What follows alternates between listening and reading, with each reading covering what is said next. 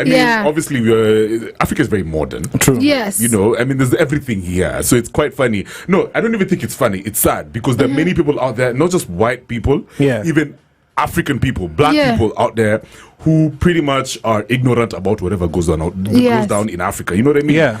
And it just gets to show you that also people need education. Absolutely. You can imagine that all people get access to everything because of the internet.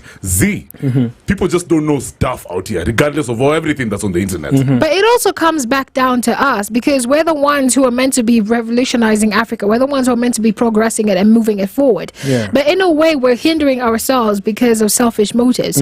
Instead of moving forward together, we'd rather move forward alone, like each and every person for themselves. That's true. So we have that, but we're also not trying to remove the misconceptions that we have outside. Like when you say white people are asking about us, it's because we've portrayed Africa in a negative way. Like there's always a picture of a child with a fly that will not move. You think that fly has been trained to go into the eye.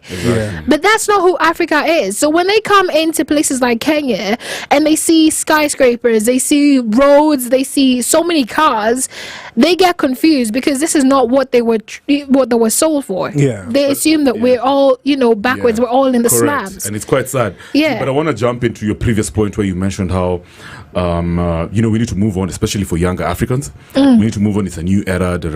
I relate to that. However, there's something called, especially if you study how depression usually goes about, like, stress, mental health. Trauma is actually generational. You'll be surprised. Most people, they've seen their parents being discriminated against. They've seen their grandparents suffering. For example, people from central Kenya, they've seen some of their grandparents who are castrated. Sorry for this type of really harsh words. So the stress, the depression. I'll give you an example. Most of the young guys who got out there during the Mandamano, like you put it, right? Yeah. It's not like they've had similar experiences to their parents. Yeah, that's very true. It's just that they've seen their parents suffer so much. And I know it sounds rara and everything, but people actually do take after the feelings of their past generations. And this includes feelings of trauma, feelings of pain. That's why Bede, you're supposed to be very, very careful about the energies that you put, you expose your child to. Yeah. Exactly. They take after that energy. So you see what these young guys have, the passion, the anger sometimes, it's not a bad thing. It's a good energy that we can just use for good. Yeah. The anger is not a bad energy. We can just we can channel that energy to the right way. To society. Yes. But that's what I was saying. For them, imagine I feel for them. Like, it really bothers me when I see young Pan-Africans, not just in Kenya, globally, especially in this continent of ours, hurting.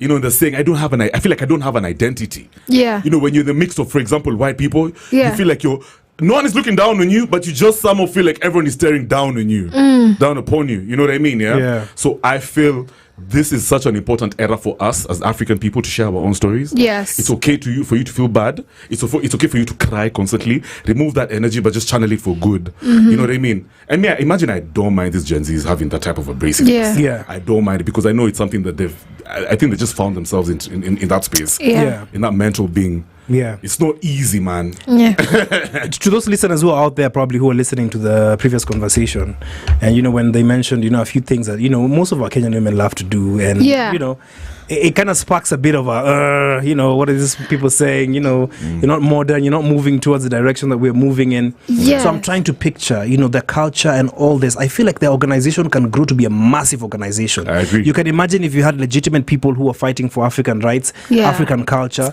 embracing African beauty, there's African fashion, there's African authentic food. This would be a whole cohort of it will be crazy. It will be massive. But anyway, they still have another misconception of us. Let me say the West still thinks that we rely solely on aid for that matter. It's because this is how I see it. They have trained us to do so, where we think that the only way we can raise money is from getting it from the outside.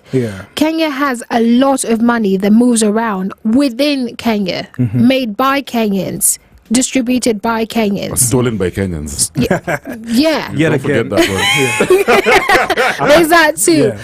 So if we decided that we want to build Kenya together, we'd be able to put our resources together. You do realize we would be Singapore in about 4 months. I don't know about 4 months, Steph. I saw Larry Mado showcasing he was in a trip. He went to Singapore. And those guys I feel like they're, But they decided, you know what, enough was enough. We need to focus on building our country, not tearing it down. Yeah. And what we've been doing so far with negativities, we've been tearing it down. So we need to actually start building it up. How can we build, like them? They said they do a lot of work with garbage collection. Yeah. So how can we go and empower these youth with what they have? How can we go and empower their clothes, sell them out there? Yeah. How can we go and empower the beadworks that they have? Yeah. But do we even promote? I feel like there was this small era, or there's an era of now guys feeling like, being African or having this authentic prints is just cool. They're not really doing it to support the culture or support these guys.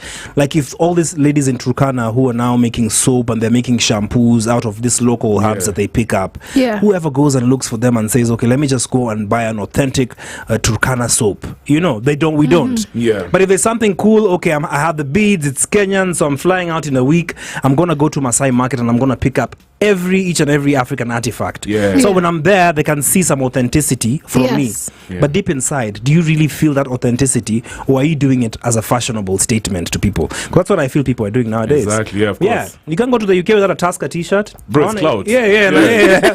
I have Tusker. I know, you just look cool, but you're not really about the brand. No, you're not about the brand. You don't even drink it. Then you have the Kenyan bracelet. Exactly. Yeah, so there's also another video. I'll have to share it with you guys. Yeah. So it's a funny girl. And she was just talking about, how she was, she's Kenyan. And she's in the United States, and then someone saw her with the Kenyan bracelet, with the Hunye bracelet. Yeah, and she was like, "Oh wow, I really like that African bracelet." And then the girl she's very sarcastic. She's like, "How did you know it's African?" I'm like, "Yeah, I read these things, I study." Okay, so where is it from? And then she says it's from Uganda. Oh, okay. It's actually a Kenyan one. Yeah. He was like, Uganda. Oh, I know. That's Wakanda, right? And she's like, yeah. I can even bring you some vibranium. Yani she was it's just silly. It just shows like many guys out there really do not know. But then that wrist thing, that thing is so popular. During the Olympics, did you see how many athletes globally were wearing it? Yeah, it wasn't just Kenyans. Yeah. It's like, who do you think put it on the map? Of course, it's all of us. Yeah. I mean, okay, Uhuru did this thing, former president. Yeah. Yeah, but if, Kenyans are really out here, so we marketed the country very well. Right? Yeah. So I mean that's dope stuff. All these misconceptions about Africa, we need to keep on talking about them. True. Yes. But I'm so excited about this generation that this era that we're living in. All generations, not just Gen Zs and millennials, are out there, man. Even Gen Xs and baby boomers, man. Yeah. Guys are out there authentically being African, putting out their words, stating their facts, Mazi, fearlessly. I'm excited about the future, to be honest. Yeah. Yeah. So and me by the way, bro, I'm not giving any Gen Z pressure to speak like Alex. No, just be yourself. You don't have to sound like, You don't have to sound like Stephanie. You don't have to sound like Steph. You don't have to sound like me. You don't have to sound like you. Just do you. Be yourself. Yeah. State your facts. Get out there. Express yourself. Imagine this is your world. You're not even a visitor in this country of ours. Yeah. Speaking of visitors, when we come back, an amazing Jamaican dancehall artist is in the country. Yeah. And, the billionaire Steph is ready for gigs. I saw her there, they're talking about, oh my God, is it Shinsiama, Sean Paul? Now we've added the problems to your basket. There's another Jamaican coming through. Yeah. But the question is, okay, Jamaicans, I mean, we love you. I love my dancehall, I love my reggae. Does our music ever get there? How many Kenyan artists perform in Jamaica? That's one thing I want. My brother, you're reading my mind. Yeah, how many artists perform in Jamaica? Yeah, because I feel like, okay, we love your tunes, but do you love our tunes? Do you love our music? Today we're pushing this African agenda. Pan-Africanism. Wakanda forever. SpiceFM. Nyeri. Malaika, ninakupenda malaika.